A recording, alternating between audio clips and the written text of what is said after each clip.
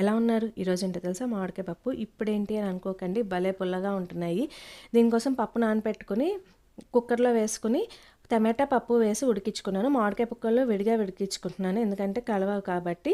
ఇప్పుడు ఇలా మెదిపేసుకుని ఆల్రెడీ మామిడికాయ ముక్కలు కూడా ఉడికించి పెట్టుకున్నాను. ఇది ఇందులో వేసి కలిపేసుకోవటమే.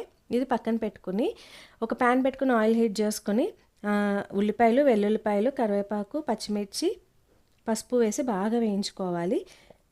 ఈ బాగా వేగాయి అనుకున్నప్పుడు ఆల్రెడీ ఉడికించి పెట్టుకున్నాం కదా పప్పు, ఆ పప్పు తీసుకొచ్చి ఇందులో కలిపేసుకోవాలి. కొంచెం వాటర్ పోసి బాగా మగ్గనియాలన్నమాట. దీనికి కారం విడిగా తడకలాగా వేసుకుంటున్నాను. ఇప్పుడు ఉప్పు కూడా వేసేసుకుంటే పప్పు రెడీ అయిపోతుంది. ఇది ఒక బౌల్లోకి తీసేసుకుని తడకాకి ఏం చేయాలంటే ఒక ప్యాన్ పెట్టుకుని ఆయిల్ హీట్ చేసుకుని మినపప్పు, ఆవాలు, జీలకర్ర, కారం వేసి బాగా వేయించుకుని ఇందులో తీసుకొచ్చి కలిపేటవే. సూపర్ ఉంటుంది టేస్ట్. ఒకసారి ఇలా ట్రై చేయండి, గ్యారంటీ బాగుంటుంది. లాస్ట్లో కొత్తిమీర వేసుకోండి.